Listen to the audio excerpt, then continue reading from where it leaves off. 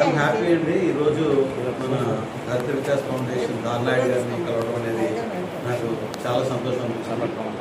ఎందుకంటే ఆయన చాలాసార్లు నాతో ఫోన్లో మాట్లాడటం చూశాను, జరిగింది. ఆయన చేస్తున్నటువంటి ఈ వరి కుర్చీలు ఇవి మా చిన్నప్పుడు ఫస్ట్ పండినటువంటి వరిని ఫస్ట్ కట్ చేసుకొచ్చి ప్రతి ఇంట్లోనూ కూడా ఇవి ఇంటి సూరికి కట్టేవాళ్ళం. చాలా పిచ్చుకలు వచ్చేవాళ్ళు. సో ఈ రోజుల్లో మనము ఇది కంప్లీట్గా హౌస్ కన్స్ట్రక్షన్ మెథడ్స్ మారిపోవడం, కాంక్రీట్గా రూపులు రావడం వల్ల మనము ఇది బిజీ అయిపోవడం ఒకటి కంప్లీట్గా వదిలేయడం జరిగింది. దానివల్ల మనకి స్పారో పాపులేషన్ కూడా చాలా తగ్గిపోయింది. మనము ప్రతి సంవత్సరం కూడా 20th మార్చిని ఒక స్పారో డేగా కూడా మనం గుర్తు చేసుకుని ఆ స్పారో యొక్క ఇంపార్టెన్స్ కూడా మనం చెప్పుకుంటున్నాము. ఈ సృష్టిలో పుట్టిన ప్రతి జీవి కూడా ఏదో పర్పస్ తోటే ఈ భూమి మీదకి వచ్చింది. ఆ పర్టికులర్ స్పెసీస్ అంతమైనప్పుడు దాని యొక్క ప్రతిఫలాన్ని ఎక్కువగా ఈ మానవ జాతి అనుభవించవలసి ఉంటుంది. సో మన బాధ్యత ఖచ్చితంగా ఈ ప్రతి భూమి మీద వచ్చినటువంటి ప్రతి జీవిని కూడా మనం ప్రొటెక్ట్ చేయడానికి ప్రయత్నం చేస్తే ఈ హ్యూమన్ రేస్ అనేది కంటిన్యూ అవడానికి అవకాశం ఉంటుంది. లేనప్పుడు ఎంటైర్ ప్లానెట్కే ముక్కు వాటిల్లే అవకాశం ఉంటుంది.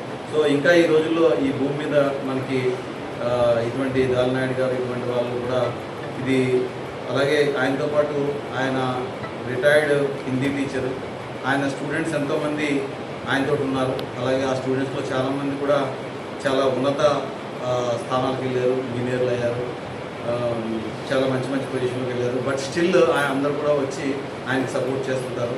ఆయన ఈ తయారు చేయడానికి అందరికీ కూడా ట్రైనింగ్ ఇస్తుంటారు. ఇవి చూడడానికి కూడా చాలా అందంగా ఉంటాయి. ఇంటి ముందు కట్టుకోవడానికి కానీ, లేకపోతే ఎక్కడైనా పొలాలు కానీ, ఎక్కడైనా సరే ఇప్పుడు ఈ మధ్యన ఫామ్ హౌస్లని కొత్తగా తయారైన ఫామ్ హౌస్ల దగ్గర మనం కట్టుకుంటే ఇవి కూడా అలాగే సమ్మర్లో నీళ్లు పెట్టడం ఇలాంటివన్నీ కూడా ఆయన ప్రమోట్ చేస్తున్నారు. సో దీనివల్ల అట్లీస్ట్ మనం స్పారోనే కాకుండా ఇతర జీవులు కూడా మనం ఆశ్రమించినట్టు ఉంటుంది, ప్రొటెక్ట్ చేయడం ఉంటుంది.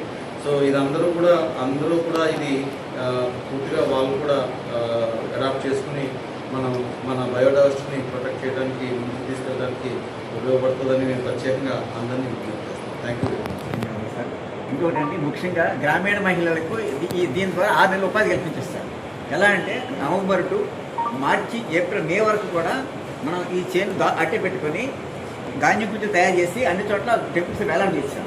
మొన్న దేవాదాయ కమిషనర్ గారు ఇక్కడికి వచ్చేసారు, తలుపుల లాభ దేవస్థానానికి వచ్చారు. అప్పుడు మన డిఎఫ్ఓ గారు విన్నవించారు ఏంటంటే ఈ అన్ని చోట్ల కూడా చేస్తే బాగుంటుందని కమిషనర్ గారు మాట ఇచ్చేస్తారు. ఇచ్చి ఇప్పుడు ఏం చేస్తున్నామంటే మన రైతులను ఒక పైలట్ ప్రాజెక్ట్ని తీసుకొని, వీధి దత్తత తీసుకొని పైలట్ ప్రాజెక్ట్ తీసుకొని మహిళలకు ఉపాధి కల్పించండి. అంటే నెలకి 10,000 నుంచి 15,000 రూపాయలు ఆదాయం ఇవ్వచ్చండి. ఇప్పుడు 6 నెలలు కూడా ఉపాధి దొరికిన టైంలో. అలాగే రైతుకి ఒక ఎకరంలో 2,250 కొంచెం తయారవుతాయండి. 2,250 కొంచెం 150 వేసుకున్నా అన్ని ఖర్చులకు రైతుకి 1,00,000 రూపాయలు అంకే అమ్మవచ్చండి. ఇప్పుడు మనకి గవర్నమెంట్ కూడా ఎన్నో పథకాలు ఎన్నో చేస్తుంది కాబట్టి ఇప్పుడు అన్నదాత సుఖీభావ పథకంలో దీన్ని యాడ్ చేయగలిగితే రైతుకి ఇప్పుడు 20,000 కాకుండా 1,20,000 మనం ఎంత జనరేట్ చేయొచ్చండి. అప్పుడు ప్రభుత్వానికి ఎంతో పేరు వస్తుంది. తద్వారా అన్ని చోట్ల ఈ ధాన్యం వేలాడదీయడం వల్ల పక్షి సంతతో పాటు అన్ని జీవరాశుల సంఖ్య గణనీయంగా పెరిగి తద్వారా పక్షులు విసర్జించిన పక్షులు రకరకాల చెట్లు గింజలు తిని వేరే ప్రాంతాల్లో విసర్జించడం వల్ల కొన్ని కోట్ల మొక్కలకు అంతరాపణ జరుగుతుంది. తద్వారా బడ్జెట్ గణనీయంగా మనం మిగులుతుంది. అంటే ఒకవైపు రైతుకు ఉపాధి కల్పించవచ్చు, గ్రామీణ మహిళలకు ఉపాధి కల్పించవచ్చు, నిరుద్యోగులకు ఉపాధి కల్పించవచ్చు. మనిషికి అదే స్టూడెంట్స్ ఉన్నారనుకోండి, మేము ప్రతి పాఠశాలకు వెళ్ళి ఇలా దాని గురించి తయారు చేయడం వల్ల పిల్లలకు ఒక యాక్టివిటీ వస్తుంది. యాక్టివిటీ వచ్చి పిల్లల మానవతా విలువలు పెరుగుతాయండి. అంటే పక్షులకి ఆహారం పెట్టడం, నీళ్ళు పెట్టడం వల్ల మానవ విలువలు పెరిగి ఒక మంచి సమాజానికి నాంది అవుతుంది, ఒక పర్యావరణం మేలు జరుగుతుంది, ఒక మంచి సమాజం ఉత్పత్తి అవుతుంది సార్. అది మీ ద్వారా భగవంతుడు అన్నీ చేయించాలని మేము ఎప్పుడు కూడా మా అందరికీ సపోర్ట్గా నిలబడాలని మా ఫౌండేషన్కి మా అందరికీ కూడా ఇచ్చే మా బిఎంసీ ద్వారా ఇది బిఎంసీలు మనం గ్రామ బిఎంసీ ద్వారా ఏం చేసింది ఏంటంటే ప్రతి గ్రామంలో బయోడైవర్సిటీ రికార్డ్ చేయించాం సార్. అంటే పక్షులు ఏమి ఉన్నాయి, ఎక్కడ కొడుకులు ఉన్నాయి అన్నీ రికార్డ్ చేయండి మేము అనుకున్నాం సార్. కానీ ఇప్పుడు మీ ద్వారా సాధ్యపడుతుంది.